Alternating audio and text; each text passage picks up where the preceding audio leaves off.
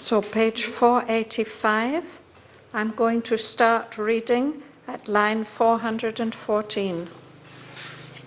I think I'll read to the end of the canto. We'll see how far we get. This passage that we are reading now, this is the vision or the dream that Savitri is having, that is showing her, revealing to her the cosmic past, the course of evolution up to the human level. This is the first part of her search for her soul, when she looks inside to find her soul. The first thing that comes is this dream, which reveals to her the whole course of the past of the universe. And what we were reading about recently was about man, how all the world's possibilities are hiding in man, sleeping in man, as the tree sleeps in its seed.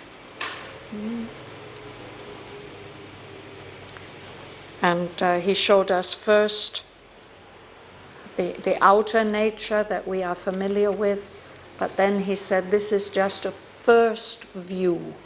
We have a larger, deeper inner self. And we read about that last week. The experiences that come, the soul acts, influences us, the inner mind dwells in us in a larger light. Wisdom approaches, we may see the face of wisdom. And we have within us a life self that is much more powerful than our surface life. And even we have a subtle physical self, a subtle self of the body, which is dreaming. It is dreaming dreams for the future of the body. And these dreams, he says, are bright shadows of the thoughts of God. That's where we stopped last time.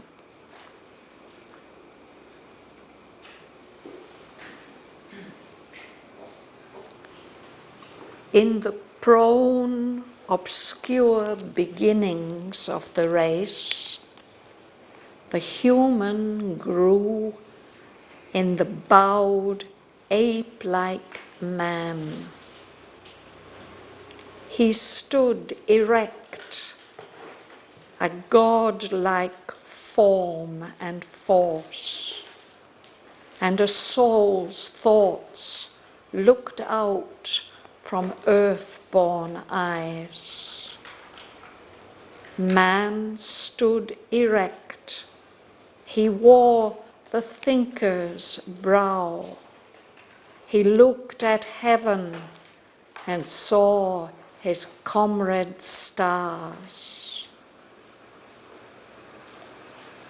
A vision came of beauty and greater birth, slowly emerging from the heart's chapel of light, and moved in a white, lucent air of dreams.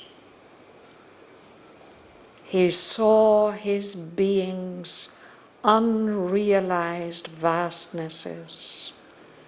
He aspired and housed the nascent demigod.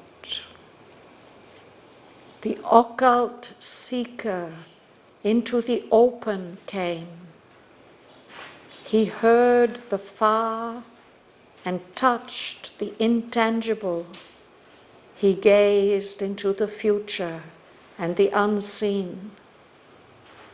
He used the powers earth instruments cannot use, a pastime made of the impossible. He caught up fragments of the omniscient's thought. He scattered formulas of omnipotence.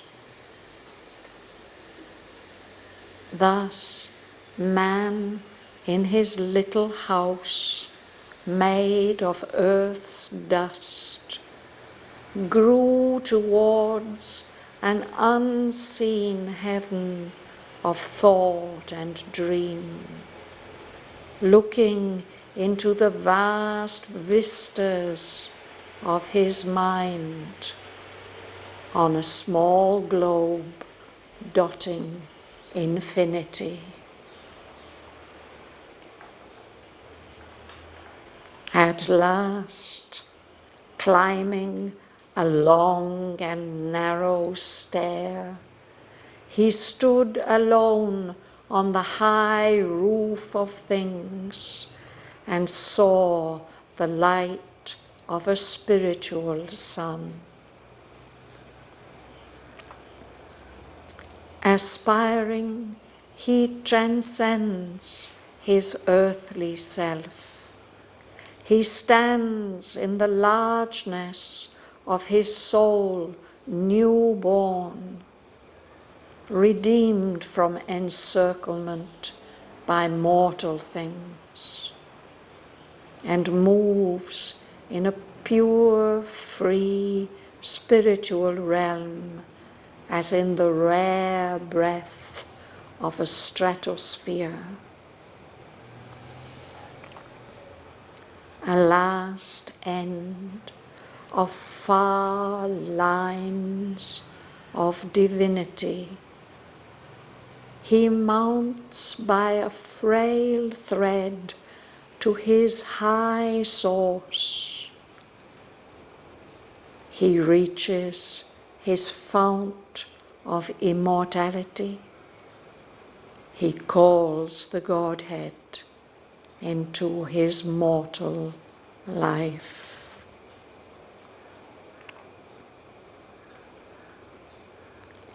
All this the Spirit concealed had done in her. A portion of the mighty Mother came into her as into its own human part. Amid the cosmic workings of the gods, it marked her the center of a wide-drawn scheme, dreamed in the passion of her far-seeing spirit, to mold humanity into God's own shape and lead this great, blind, struggling world to light, or a new world discover or create. Earth must transform herself and equal heaven, or heaven descend into earth's mortal state. But for such vast spiritual change to be, out of the mystic cavern in man's heart, the heavenly psyche must put off her veil and step into common nature's crowded rooms and stand uncovered in that nature's front and rule its thoughts and fill the body and life. Obedient to a high command, she sat. Time, life, and death were passing incidents, obstructing with their transient view her sight that must break through and liberate the God imprisoned in the visionless mortal man. The inferior nature, born in ignorance, still took too large a place. It veiled herself and must be pushed aside to find her soul.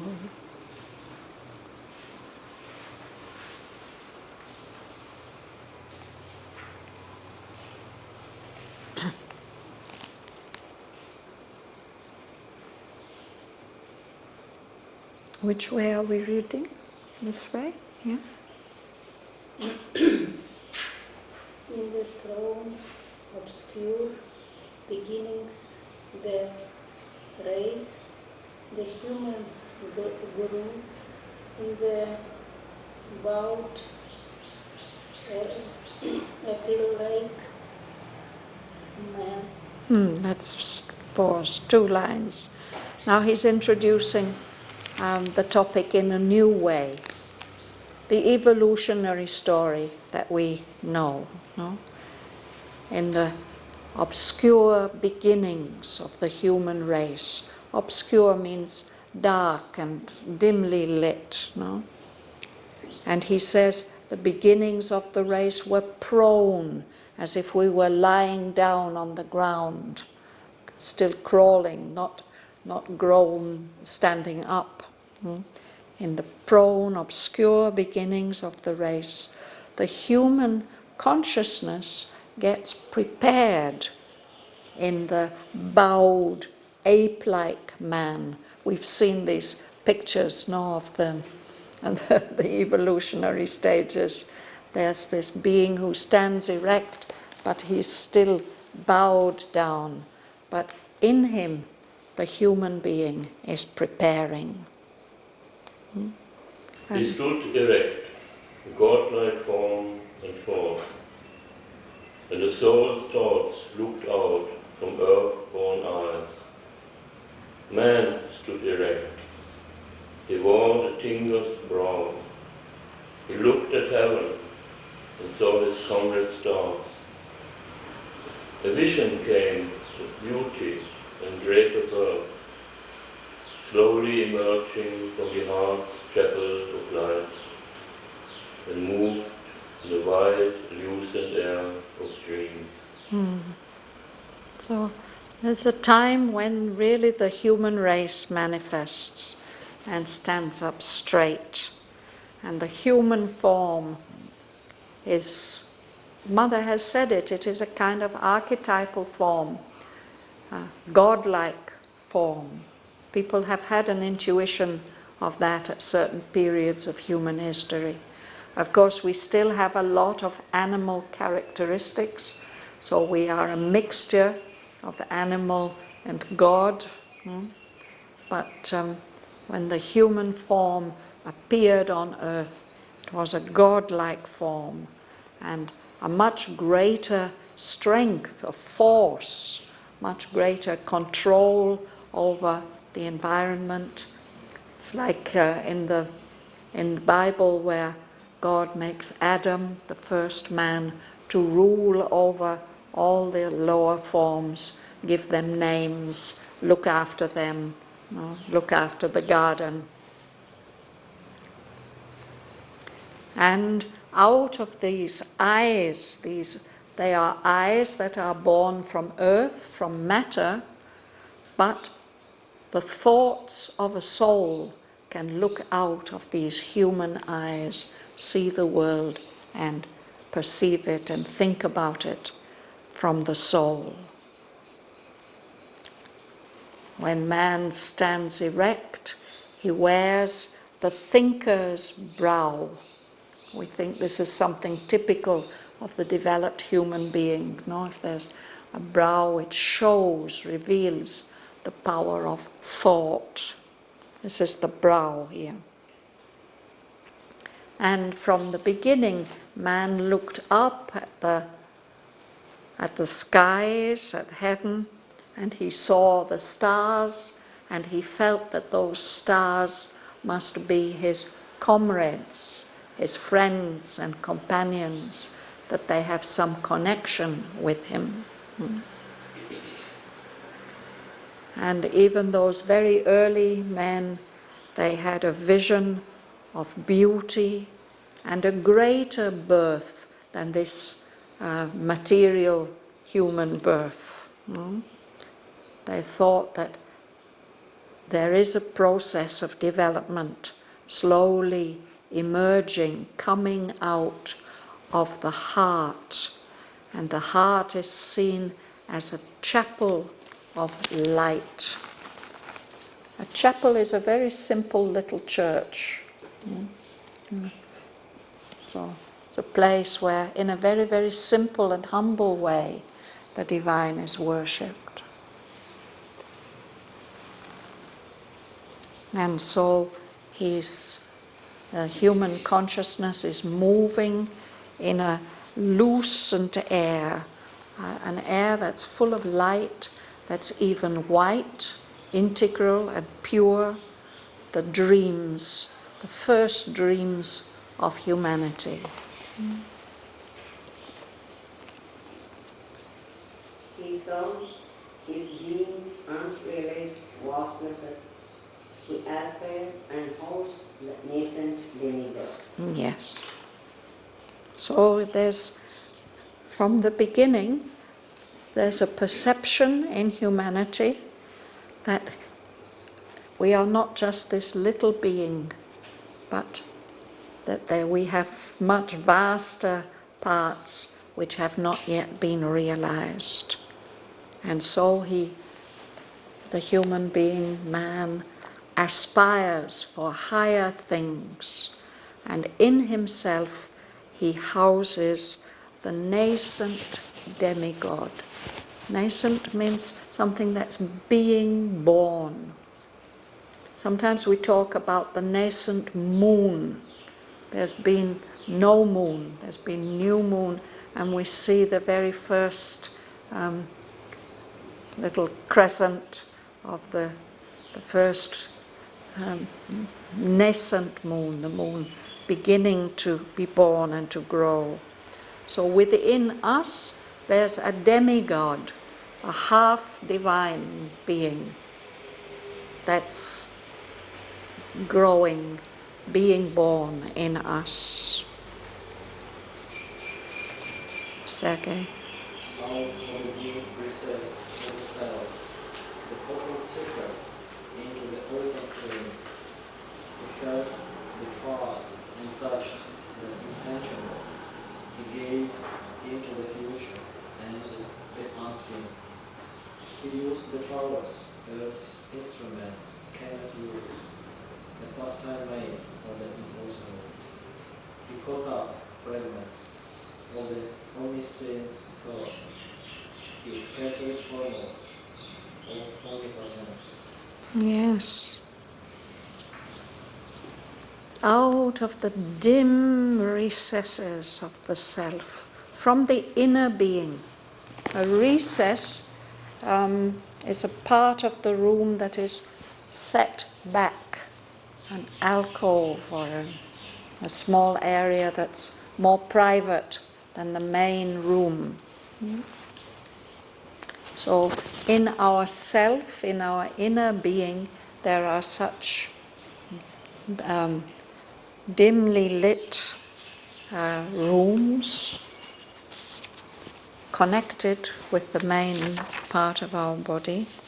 There, in those rooms, the occult seeker came out into the open.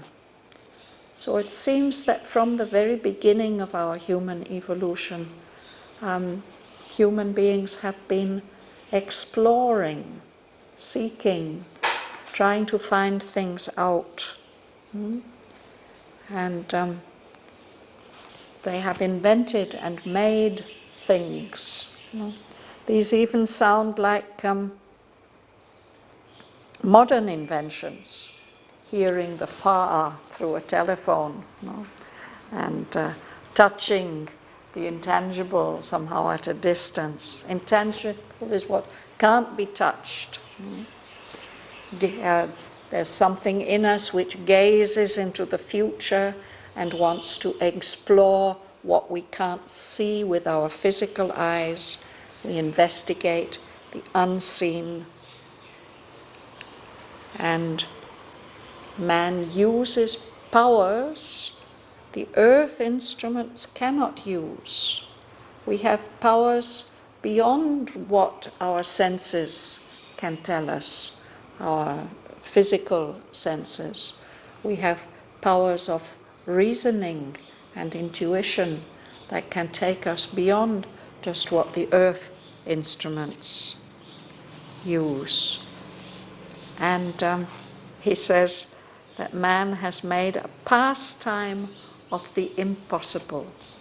A pastime is something that you do for fun to pass the time. So it seems that humanity always likes, human beings like a challenge. If something seems impossible, it is exciting and fun for them to be able to achieve what is impossible. And man catches up fragments of the omniscience thought. The omniscience thought is all-encompassing. Man grasps little fragments, little broken pieces of that vast thought, and he scattered here and there, he spreads formulas of omnipotence, all powers. Perhaps these are scientific formulas, mathematical formulas, and chemical formulas, and the formulas of physics that give man power in the world. Tatiana. That man in his little house, made of earth's dust, grew towards an unseen heaven of thought and dream, looking into the vast vistas of his mind, and a small globe dotting infinity. It's a very nice sentence, isn't it? Yeah? Here we are in our little house, our physical bodily house. It's just made of the dust, the atoms of the earth. But in our being, in our true being, in our consciousness, man has grown towards, in the direction of, an invisible heaven of thought and dream.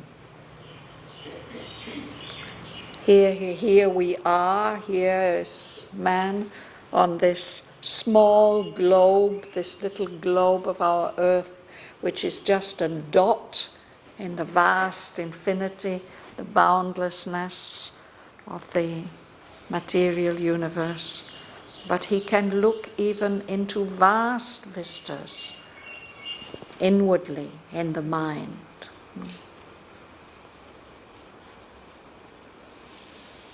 Joel. At last, climbing along a narrow stair, he stood alone on the high roof of things and saw the light of a spiritual sun. So this is a development that comes about, no? Becoming aware, climbing up, and even realizing higher levels of consciousness. Having to climb up a long, narrow stair, it's not an easy thing to do.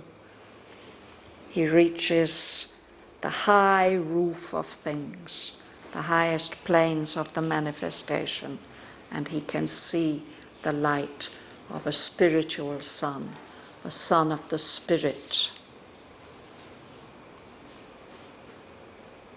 This has all happened in evolution. Yes. You'll read?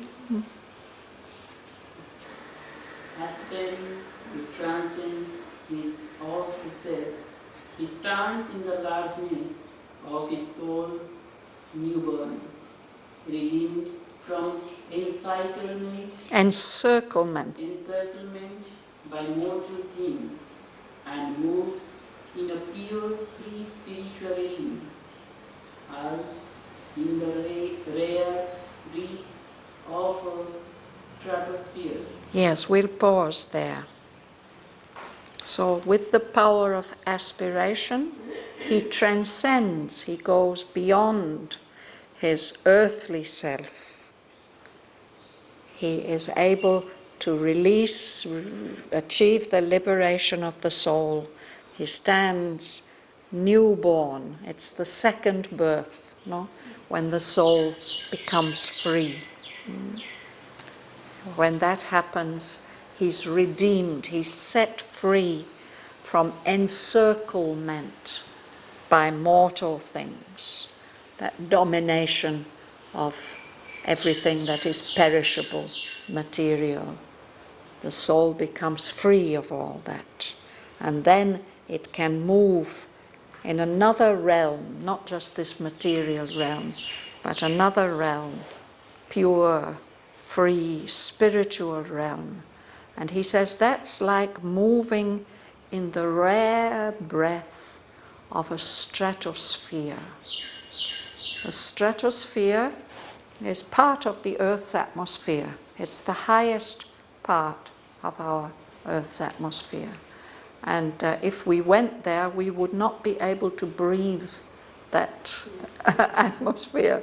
We need the other elements that are closer to us here. Even if we go up a mountain, a high mountain, you have difficulty in the Himalayas, you have difficulty in breathing because the air is rarer.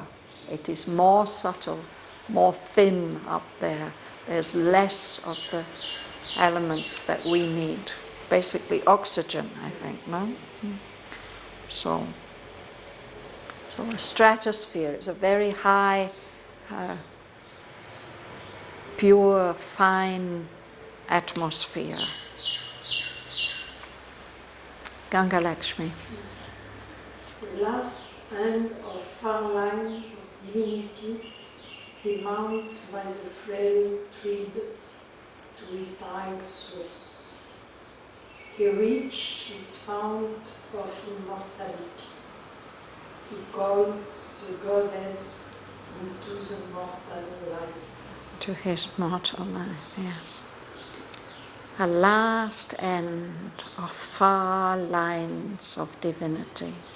So the spiritual man is a kind of highest achievement of lines of development that have been going on, no? And he was standing on the high roof of things, but he can go even higher than that. He can follow a frail thread. Frail means not strong. A frail thread. He can mount all the way up to the transcendent, to his high source, to the consciousness of the One. He can reach the source of his immortality, of his immortal being. And when he can do that, he can also return into the mortal life, into the human body, and bring that, his own immortal divine being. He can call the Godhead into the mortal life. That's the goal of Sri Aurobindo's yoga, that we should find ourselves and unite with our source, and then that high source can use the individual, the formed individual, and the body here on earth to act here and change things here. Yes. All this the Spirit conceived had done in her. a portion of the mighty mother came into her as into its own human part. Amid the cosmic workings of the gods, it marked her the center of a wide-drawn scheme, dreamed in the passion of her far-seeing spirit to mold humanity into God's own shape and lead this great, blind, struggling world to light, or a new world discover or create. Yes. So this is Savitri's experience. No? She realizes that in herself she's followed this whole path of human evolution. The hidden spirit has done all this in her, no? The concealed spirit. And now, with this birth, what has happened is that a portion of the mighty mother, the supreme divine mother, has joined herself to this human birth, has come into her as into its own human part. So there are the two parts. There's the human part and there's the divine part, but they've come together, they belong together, they are united.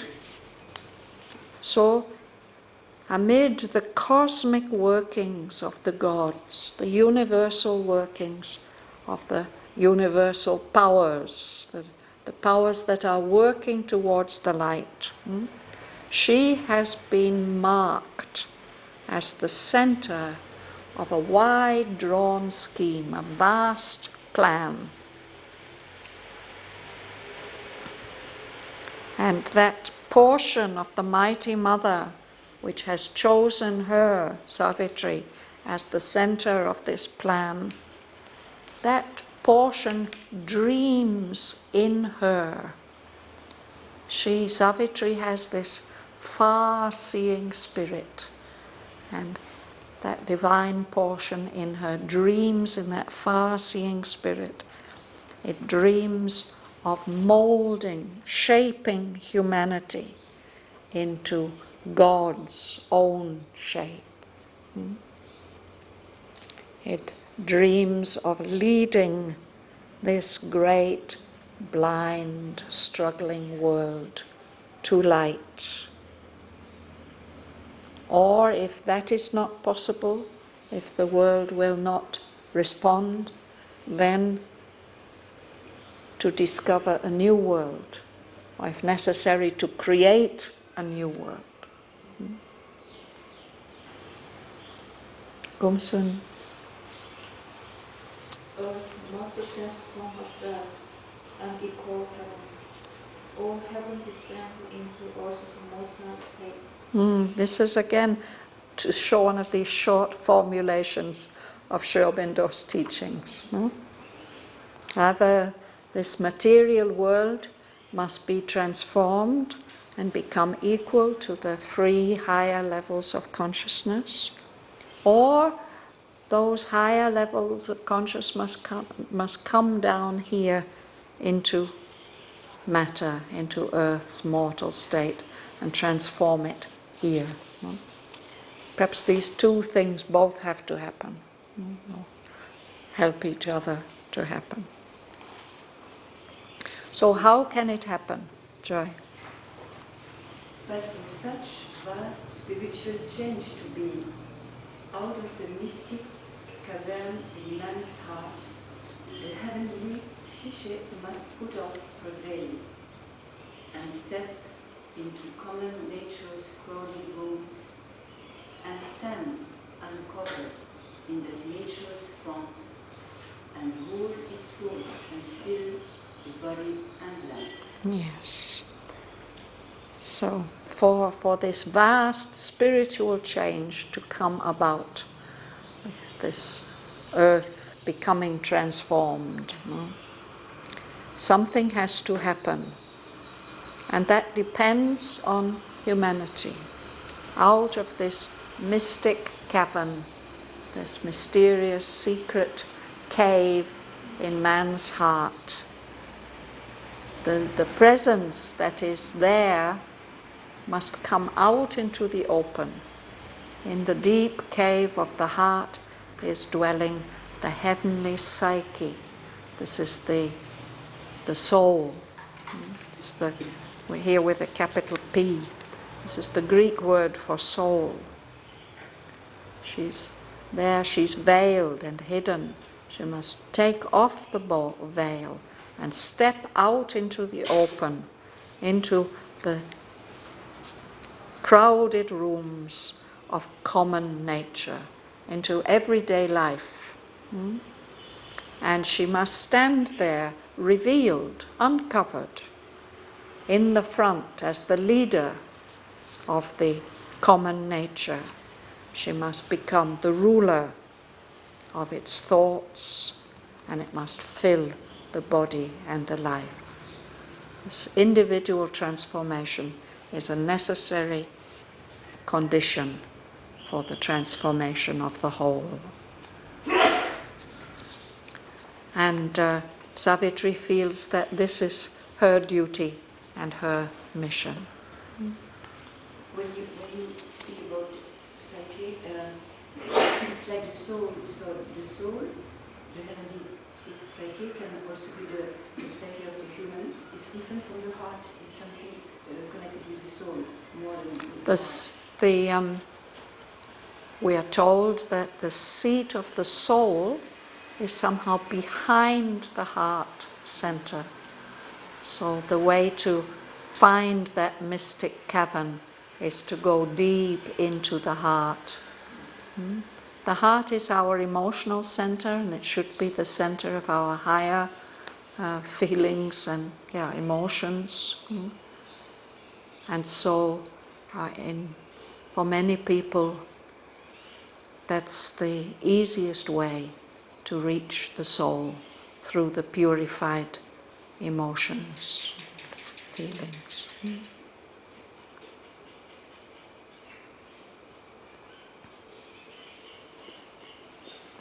Suresh. Obedient to a right command, she said. Time, life and death were passing incidents, obstructing with the transient view her sight. Her sight that must break through and liberate the God, imprisoned in the visionless mortal man. Yes. So she sits there in concentration, obedient to a high command. No? She's been told, that's now what you have to do. You have to find your soul. So she's obedient to that high command. And as she sits there and looks, she sees that all these outer experiences of time and life and death, even rebirth, these are just passing incidents. They're things that happen and then they are gone. And their transient view, their way of looking at things from the point of view of something that is coming and going, it is obstructing her sight, her inner sight. She has to use that inner sight to break through all the barriers and set free the God, the divine being that is imprisoned in the mortal man, in the human being, who doesn't have that power of vision. Savitri has to use her vision to liberate the power of soul inside the human being.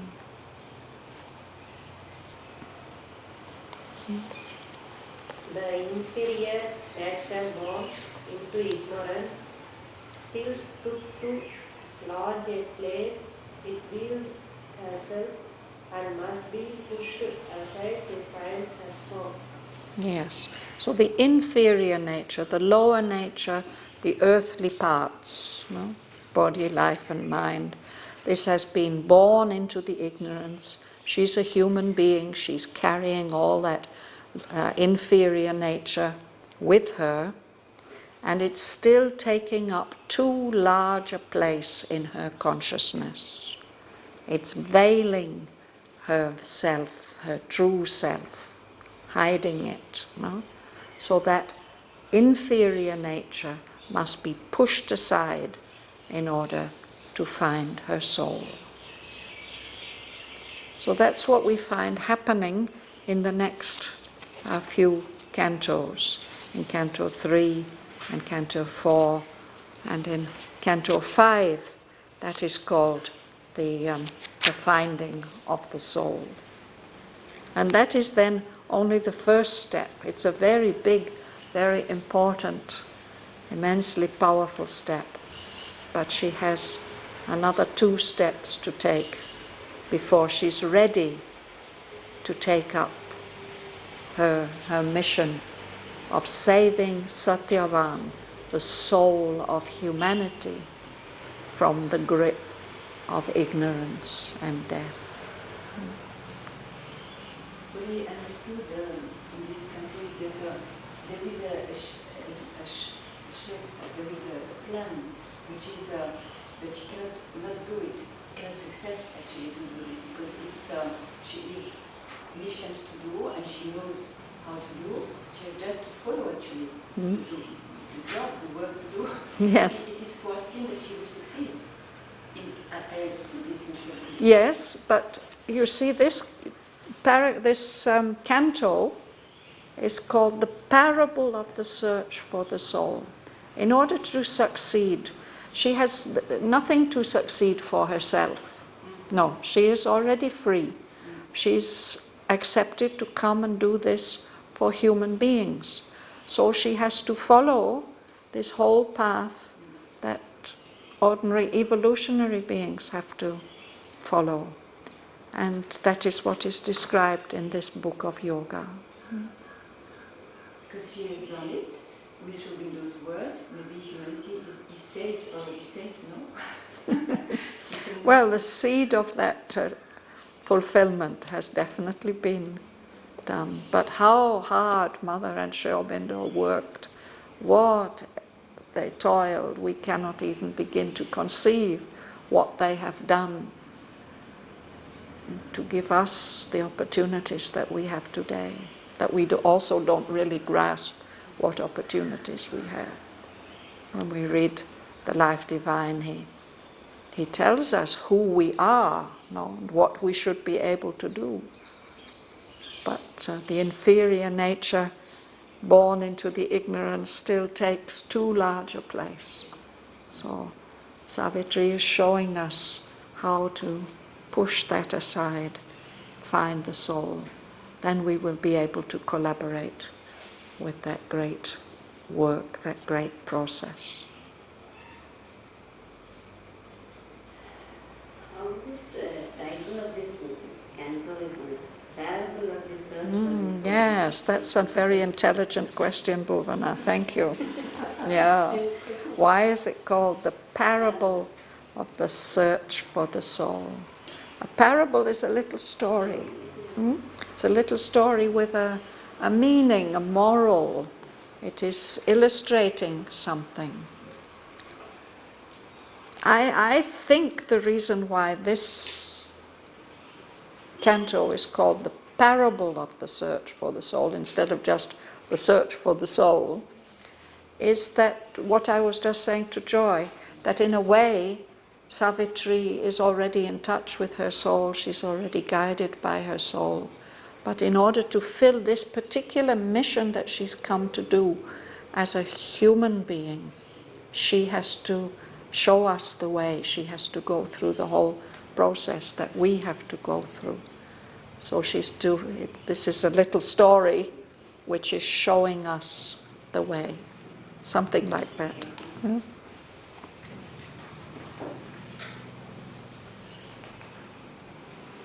So next week we'll take up the entry into the inner countries.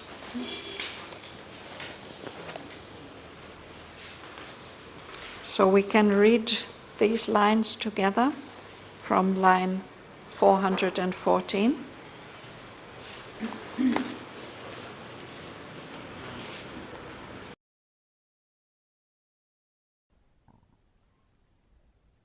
In the prone, obscure beginnings of the race, the human grew in the bowed ape-like man. He stood erect, a god-like form and force, and a soul's thoughts looked out from earth-born eyes. Man stood erect, he wore the thinker's brow. He looked at heaven and saw his comrade stars. A vision came of beauty and greater birth, slowly emerging from the heart's chapel of light, and moved in a white, lucent air of dreams. He saw his being's unrealized vastnesses. He aspired and housed the nascent demigod. Out of the dim recesses of the self, the occult seeker into the open came. He heard the far and touched the intangible. He gazed into the future and the unseen. He used the powers earth instruments cannot use, a pastime made of the impossible. He caught up fragments of the omniscient's thought. He scattered formulas of omnipotence. Thus man, in his little house made of earth's dust, grew towards an unseen heaven of thought and dream, looking into the vast vistas of his mind on a small globe dotting infinity. At last, climbing a long and narrow stair, he stood alone on the high roof of things and saw the light of a spiritual sun. Aspiring, he transcends his earthly self. He stands in the largeness of his soul newborn, redeemed from encirclement by mortal things, and moves in a pure, free, spiritual realm, as in the rare breath of a stratosphere. A last end of far lines of divinity, he mounts by a frail thread to his high source. He reaches his fount of immortality. He calls the Godhead into his mortal life.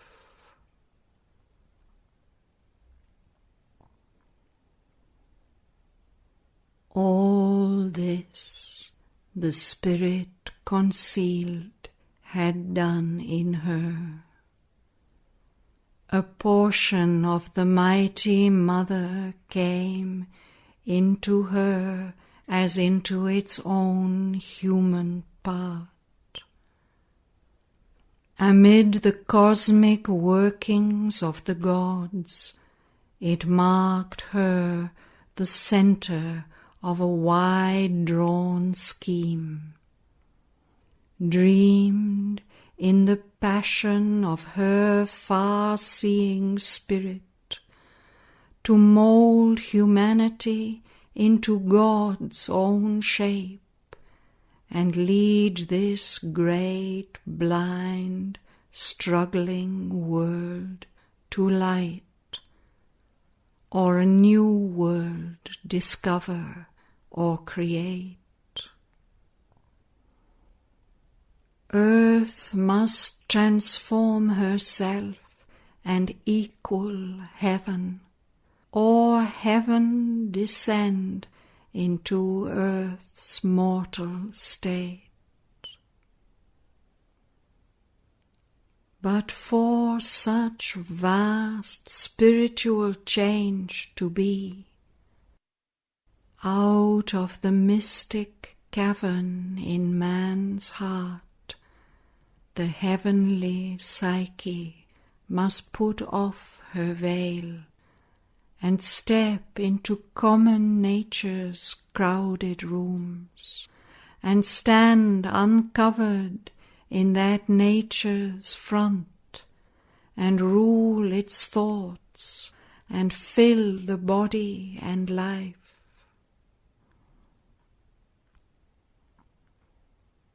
Obedient to a high command she sat. Time, life, and death were passing incidents, obstructing with their transient view her sight that must break through and liberate the God imprisoned in the visionless mortal man. The inferior nature, born into ignorance, still took too large a place. It veiled herself and must be pushed aside to find her soul.